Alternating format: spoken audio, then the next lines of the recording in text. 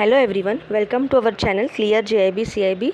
Students, आज के lecture में हम आपके बीएफएम का यूनिट 12 का जो risk in banking business unit 12 हमने स्टार्ट किया था बीएफएम का, उसका लास्ट पार्ट देखने वाले हैं। ये पार्ट में ये चैप्टर आपका कंप्लीट हो जाएगा। So let us start. इसके पहले हमने क्या क्या देखा था स्टूडेंट्स कि कौन से टाइप ऑफ रिस्क होते हैं, ठीक है। लिक्विडिटी रिस्क होता है, उसके टाइप्स देखे थे, मार्केट रिस्क होता है, ठीक है। अभी ये पार्ट में हम ऑपरेशनल रिस्क देखेंगे, ठीक है। तो without wasting time let us start. देखिए students, banking committee, Basel committee on banking supervision BCBS ने क्या बोला था कि ऑपरेशनल रिस्क क्या होती है, कि नाम से पता चलता है कि ऑपरेशंस करते वक्त जो भी प्रॉब्लम्स अगर हम फेस करते हैं उसी को हम ऑपरेशनल रिस्क कहते हैं। जैसे कि risk of loss resulting from इनएडिक्वेट और फेल इंटरनल प्रोसेस, ठीक है। तो कोई फेल्ड इंटरनल प्रोसेस हो या जो लोग काम करें, जो एम्प्लॉयज़ काम करें, उनसे अगर कुछ एरर हो जाए या सॉफ्टवेयर से कुछ एरर हो जाए या सिस्टम से या कुछ एक्सटर्नल इवेंट्स की वजह से अगर रिस्क हो जाती है, कुछ एरर हो जाती है, तो उसकी वजह से जो लॉस होता है उसी को हम कहते हैं ऑपरेशनल रिस्क, ठीक है। तो ऑपरेशंस करते वक्त चाहे वो टेक्निकल एरर हो चाहे वो मैन मेड एरर हो, ठीक है, तो ऐसे टाइप ऑफ एरर की वजह से जो भी लॉस होता है बैंकिंग बिजनेस में उसे हम कहेंगे ऑपरेशनल रिस्क। अभी ऑपरेशनल रिस्क में ये जो और दो टाइप ऑफ रिस्क है, स्ट्रेटेजिक रिस्क और रेपुटेशन रिस्क, ये देखने में तो ऑपरेशनल रिस्क के टाइप से लगते हैं, लेकिन जो banking committee of Basel supervision वाली है उन्होंने इसे ऑपरेशनल रिस्क के अंडर कवर नहीं किया है, इसीलिए हम ये टाइप ऑफ रिस्क को अलग से ही कंसिडर करेंगे, ठीक है। ओके, तो अभी देखते हैं कि ऑपरेशनल रिस्क को हम कौन से वेज में हम उसे कैटेगराइज कर सकते हैं। देखिए, ऑपरेशनल रिस्क स्टूडेंट ना मार्केट रिस्क के अंडर आता है ना क्रेडिट रिस्क के अंडर आता है, ये कम्प्लीटली डिफरेंट ही है, ठीक है। ऑपरेशंस करते वक्त जो भी रिस्क अराइज होती है वो, तो उसके अंदर कौन से रिस्क आते हैं वो पहले समझते हैं। इट इंक्लूड्स फ्रॉड रिस्क, ठीक है। ऑपरेशन रिस्क के अंदर फ्रॉड रिस्क आती है, कम्युनिकेशन रिस्क आती है। देखिए, कुछ फ्रॉड हो गया तो उसकी वजह से भी लॉस होता है, तो फ्रॉड करते वक्त जो एम्प्लॉय या जो भी पर्सन फ्रॉड कर रहा है, जो कस्टमर फ्रॉड कर रहा है, उसकी वजह से लॉस कैसे हुआ, बैंक को हुआ, तो ऑपरेशंस करते वक्त ही फ्रॉड हुआ। कम्युनिकेशन रिस्क, अगर ठीक से कम्युनिकेशन नहीं हुआ, कुछ गलत डेटा सिस्टम में एंटर किया गया तो भी रिस्क होती है। डॉक्यूमेंटेशन रिस्क, डॉक्यूमेंटेशन ठीक से नहीं हुआ तो कॉम्पिटेंस रिस्क, ठीक है। मॉडल रिस्क, कल्चरल रिस्क होती है। एक्सटर्नल इवेंट्स, कुछ एक्सटर्नल इवेंट्स की वजह से अगर लॉस होता है तो वो भी ऑपरेशनल रिस्क के अंडर ही आता है। Legal risk, regulatory risk, compliance risk, system risk, ऐसे कई तरीके के रिस्क आते हैं सीधा ऑपरेशनल रिस्क के अंडर। डोंट वरी स्टूडेंट्स, ये सभी रिस्क हम डिटेल में अभी देखेंगे आगे, हर एक रिस्क के रिगार्डिंग आपको आगे डिटेल में दिया गया है। तो फिलहाल देखते हैं कौन से मेन रिस्क के टाइप्स है ऑपरेशनल रिस्क के अंडर। देखिए, पहला रिस्क आता है ट्रांजैक्शन रिस्क और दूसरा है कंप्लायंस रिस्क, ठीक है। जब हम ट्रांजैक्शन रिस्क करते हैं, देखिए ट्रांजैक्शन रिस्क मतलब क्या, ट्रांजैक्शन करते वक्त अगर कुछ भी एरर आता है, ठीक है, कुछ फ्रॉड होता है, कुछ इंटरनल या एक्सटर्नल एरर आता है, कुछ जैसे कि अगर किसी एम्प्लॉय ने डेटा फिल करना है, ठीक है, सिस्टम में कस्टमर का कुछ गलत डेटा फिल हुआ, या कुछ एक्सटर्नल जैसे कि अगर सर्वर डाउन है या कुछ भी प्रॉब्लम की वजह से ठीक से ट्रांजैक्शन नहीं हुआ या डबल हुआ और उसे रिकॉर्ड नहीं किया गया, या कोई भी फेल बिजनेस प्रोसेस हो, ओके, या बिजनेस कंटिन्यू रखने की जो प्रोसेस है उसमें हम सक्षम नहीं है, ठीक है, तो ये सभी चीज़ें आती है ट्रांजैक्शन रिस्क के अंडर। अगर इसकी वजह से बैंक को लॉस होता है तो वो सब आएगा स्टूडेंट्स ट्रांजैक्शन रिस्क के अंडर, ठीक है।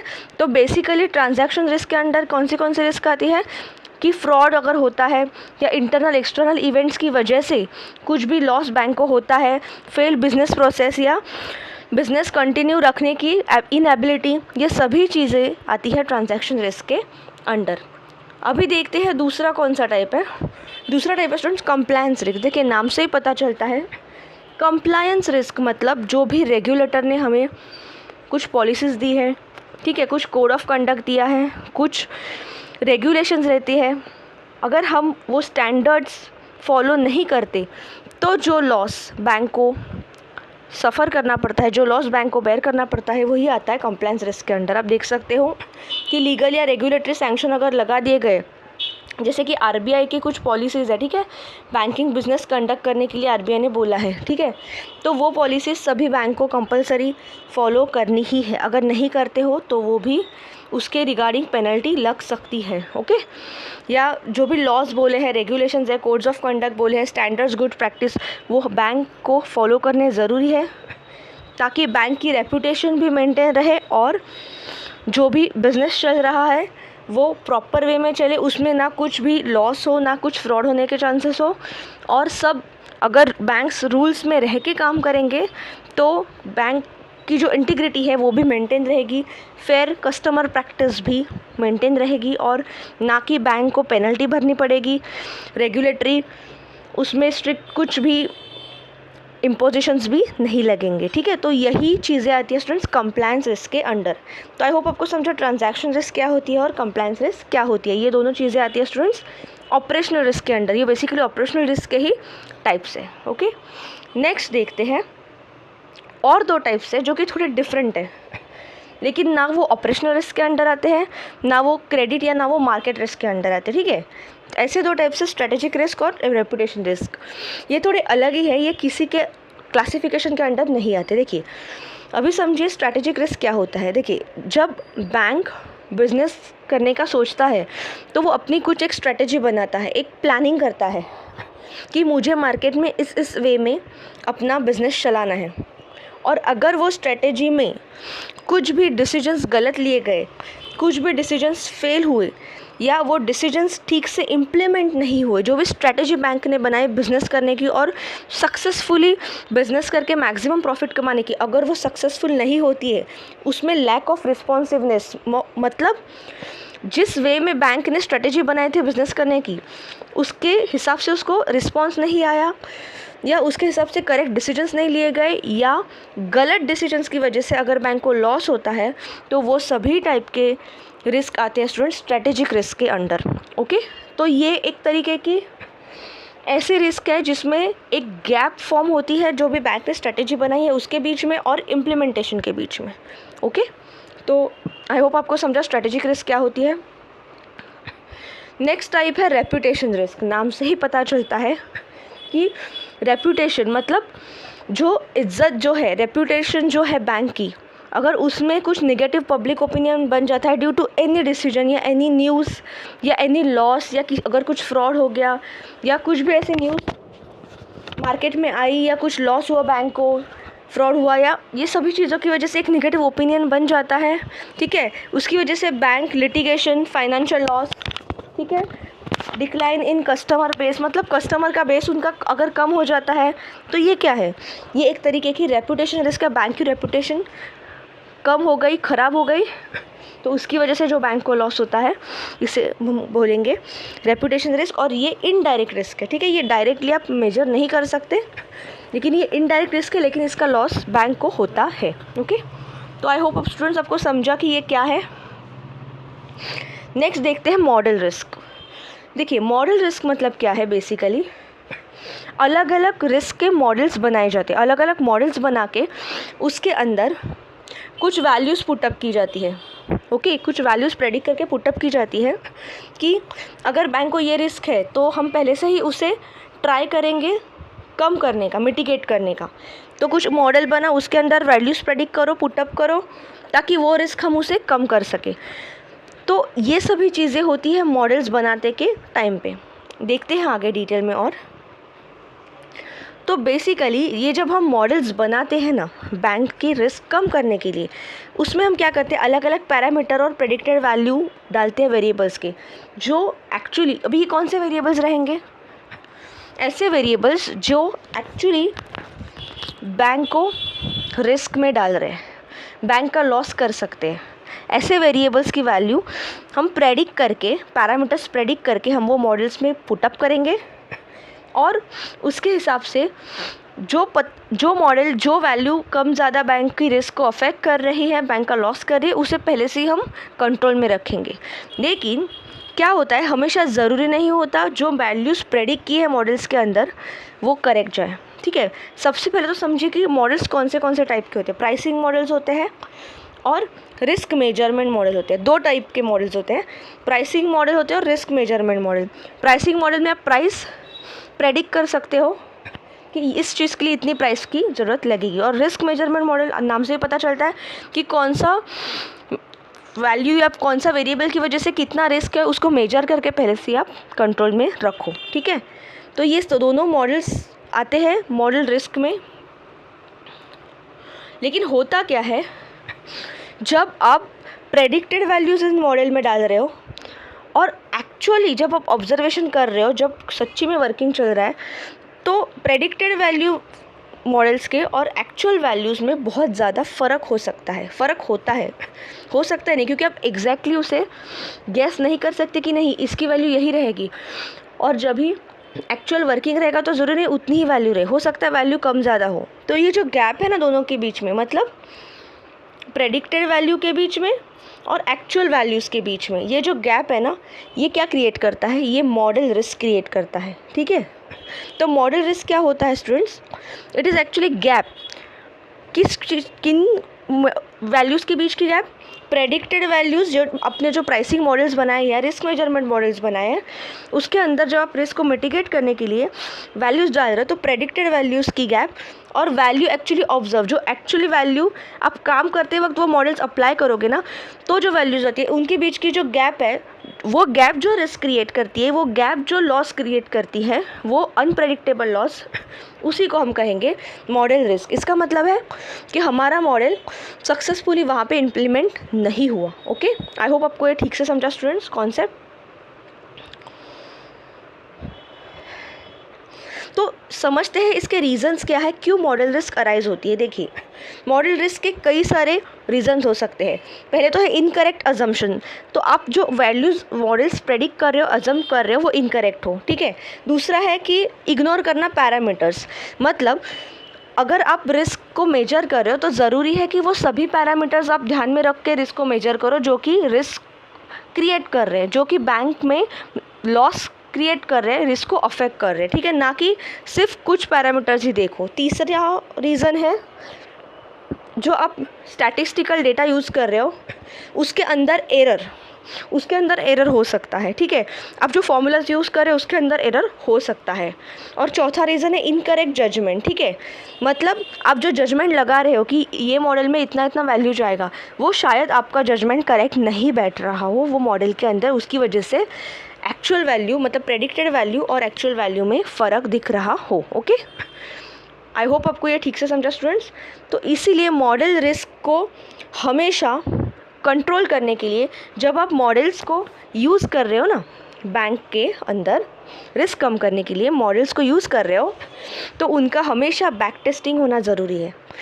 बैक टेस्टिंग कैसे होगा कि वो मॉडल ठीक से काम करेगा या नहीं, और ये जो बैक टेस्टिंग होगा इसे हमेशा ऐसा एक पर्सन कैरी करेगा, हमेशा एक ऐसा पर्सन इसका बैक टेस्टिंग करेगा जो कि डिज़ाइनिंग में इन्वॉल्व नहीं है। ये इम्पॉर्टेंट है, मतलब जिस पर्सन ने वो मॉडल बनाया है वो पर्सन उसका बैक टेस्टिंग नहीं करेगा। ठीक है, क्योंकि उसका पर्सपेक्टिव एक ही रहेगा, एक ही देखने, क्योंकि उसने जिस तरीके से मॉडल बनाया उसी हिसाब से वो टेस्टिंग करेगा। तो हो सकता है ऐसे कुछ उसके साइड्स, ऐसे कुछ उसके पहलू वो देख ना पाए जो भी आगे एरर क्रिएट कर सकते हैं। ओके, आई होप आपको ये मॉडल रिस्क समझा students.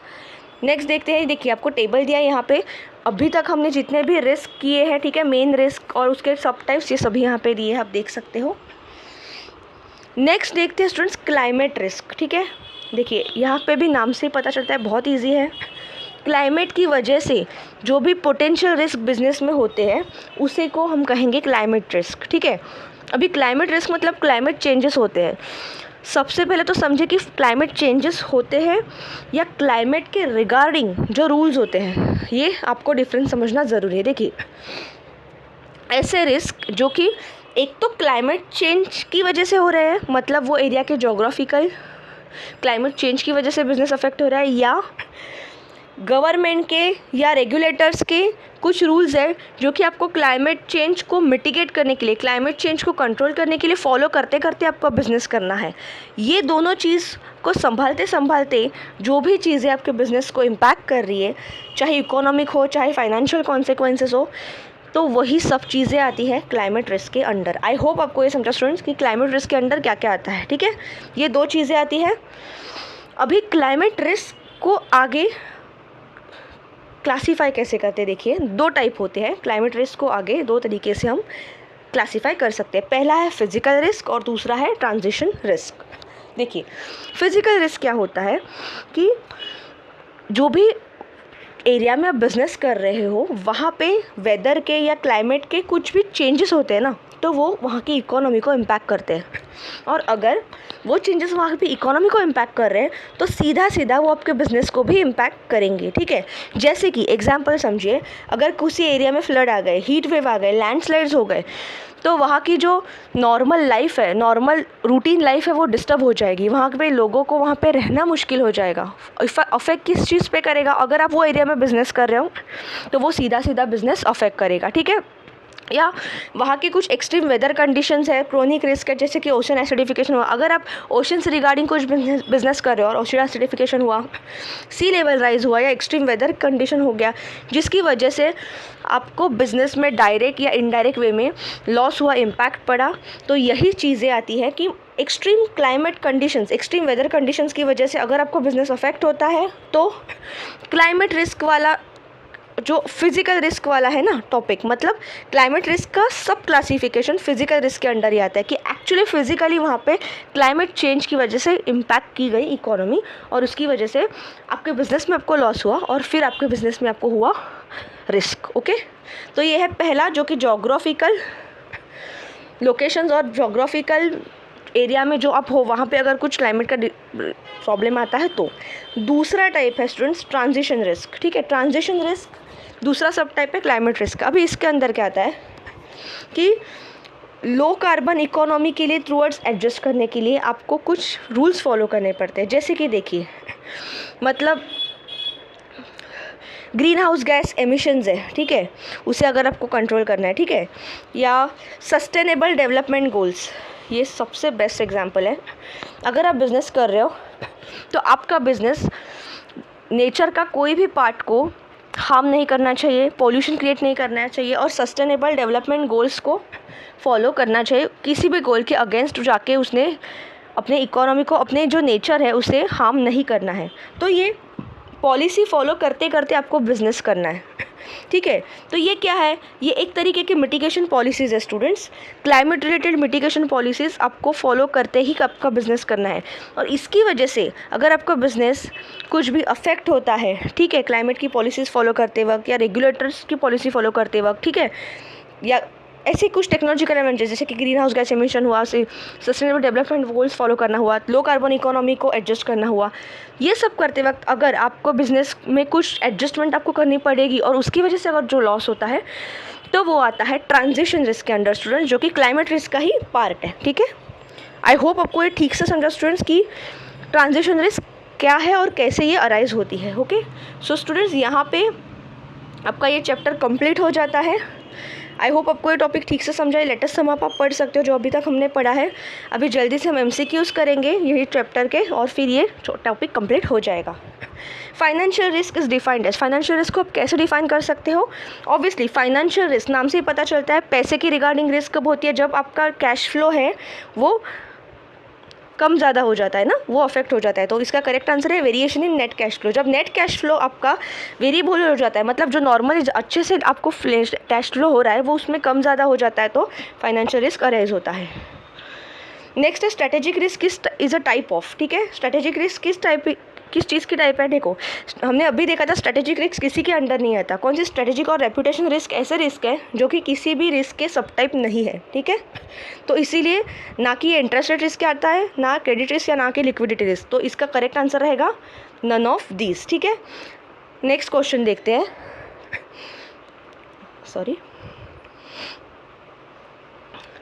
A bank funds its assets from a pool of composite liabilities apart from credit and operational risk it faces। देखिए, बैंक लाइबिलिटीज़ से अपने असेट को फंड कर रहा है। मतलब जैसे कि एफडी बैंक ने अगर खोली तो एफडी के पैसे जो आए वही उसने अपने लोन में एडवांसेस में दे दिए। तो यहाँ पे क्रेडिट रिस्क और ऑपरेशनल रिस्क तो होगा, और कौन सा रिस्क होगा, यहाँ पे बेसिस रिस्क भी होगा। देखिए कंप्लायंस रिस्क नहीं होगा, रेपुटेशनल और स्ट्रेटेजिक रिस्क भी नहीं होगा, बेसिस रिस्क होगा। क्यों बेसिस रिस्क होगा, क्योंकि वहाँ पे जो इंटरेस्ट रेट का जो फ्लक्चुएशन होगा ना दोनों चीज़ का, वहाँ पे बैंक का मार्जिन कम ज़्यादा हो सकता है, क्योंकि हर 2 महीने बाद जैसे कि अपने रेगुलेटर की पॉलिसी चेंज हो गई, ठीक है, मॉनेटरी पॉलिसी चेंज होती है, तो जो रेपो रेट में फ्लक्चुएशन आते हैं उसकी वजह से क्या होता है, इंटरेस्ट रेट कम ज़्यादा होता है ना, जिस पे हम लोन देते हैं, ठीक है, बैंक एडवांसेस देते हैं, तो जो बैंक का मार्जिन है वो कम ज़्यादा हो सकता है। तो वो कौन सी टाइप ऑफ रिस्क हो गई, बेसिस रिस्क, ठीक है। नेक्स्ट देखते हैं, और branch sanction 1 crore loan to borrower, which of the following risk branch is taking, ठीक है। ब्रांच ने 1 करोड़ का लोन दिया बोरोअर को, तो कौन सी रिस्क आ गई है, किस रिस्क के अंदर आ गया, देखिए लोन दिया है तो लिक्विडिटी रिस्क आ गया, इंटरेस्ट रेट रिस्क आ गया। देखिए लोन नाम से ही पता चल रहा है, लोन क्या है, बैंक का एसेट है ना, तो एसेट है तो मतलब ये बैंक के कौन से बुक में आ गया, ये बैंक के बैंकिंग बुक में आ गया। लोन दिया बैंक ने तो एसेट है, तो बैंकिंग बुक में कौन से रिस्क आते हैं वो सभी आएंगे। देखिए बैंकिंग बुक में कौन से रिस्क आते हैं, बैंकिंग बुक में मार्केट रिस्क छोड़ के बाकी सब रिस्क आते हैं। लिक्विडिटी रिस्क आता है येस, इंटरेस्ट रेट रिस्क आता है yes, credit risk operationally yes. तो इसका करेक्ट आंसर क्या है स्टूडेंट्स, इसका करेक्ट आंसर है ऑप्शन नंबर 4, ठीक है, ऑप्शन नंबर 4, 1 2 4 5, ठीक है। 1 2 4 5 कौन से ऑप्शन है, देखिए मैं यहाँ पे स्क्रॉल कर रही हूँ, थर्ड वाला मार्केट रिस्क छोड़ के सभी। क्यों, क्योंकि लोन दे रहा है बैंक, तो बैंकिंग बुक वाले सभी रिस्क आएंगे। ओके, नेक्स्ट देखते हैं, pre mature payment of term loan will result in interest rate risk type of what. अगर लोन का प्री मैच्योर पेमेंट कर दिया गया, ठीक है, तो कौन सा interest rate type of risk हो जाएगा, इसका करेक्ट आंसर है एम्बेडेड ऑप्शन रिस्क। देखिए अगर प्री मैच्योर पेमेंट हो गया तो बैंक के पास फिर पैसा वापस आ जाएगा, उसे अभी री इन्वेस्टमेंट करना है, री इन्वेस्टमेंट करना है तो मल्टीपल ऑप्शंस, मतलब एम्बेडेड ऑप्शंस बैंक के पास है, लेकिन वहाँ पे भी इंटरेस्ट का गड़बड़ हो सकता है ना। पहले जो इंटरेस्ट में बैंक ने चढ़ाया था अपना पैसा लोन पे, तो जब मार्जिन बैंक को मिल रहा था ज़रूरी नहीं नेक्स्ट टाइम बैंक को उतना ही मिले, तो ये कौन सा रिस्क आ गया, एम्बेडेड ऑप्शन रिस्क। ओके,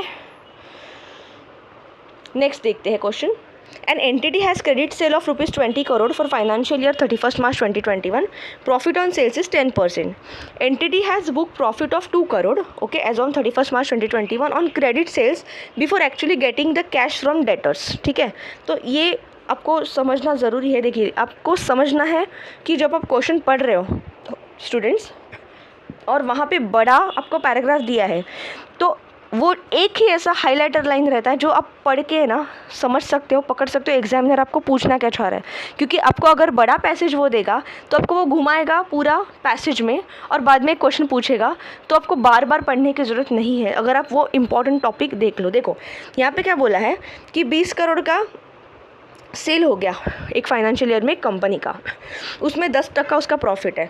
ये जो प्रॉफिट एंटिटी ने बुक किया ना 2 करोड़ का, इसको क्रेडिट सेल में पहले ही उसने लिख दिया before getting cash from debtor, मतलब उसको प्रॉफिट होने से प्रॉफिट उसके हाथ में आने से पहले ही उसने वो रिकॉर्ड कर लिया अपने बुक्स में। From the statement we can deduct the firm is following which system of accounting, ठीक है, कैश डिस्काउंटिंग एक्रूअल है फोरकास्ट। तो इसका करेक्ट आंसर है एक्रूअल सिस्टम ऑफ अकाउंटिंग। जो हमने अभी पढ़ा था एक्रूअल सिस्टम ऑफ अकाउंटिंग क्या बोलता है कि एक्चुअली में आपको रेवेन्यू हाथ में मिलने से पहले ही अगर वो ट्रांजैक्शन रिकॉर्ड होता है, ट्रांजैक्शन होता है, तो हाथ में पैसे आने से पहले ही उसका रेवेन्यू हम अपने बुक्स में रिकॉर्ड करेंगे, ठीक है। इसी को हम कहते हैं एक्रूअल सिस्टम ऑफ अकाउंटिंग, ठीक है। तो यही चीज़ यहाँ पे हुई है, ठीक है।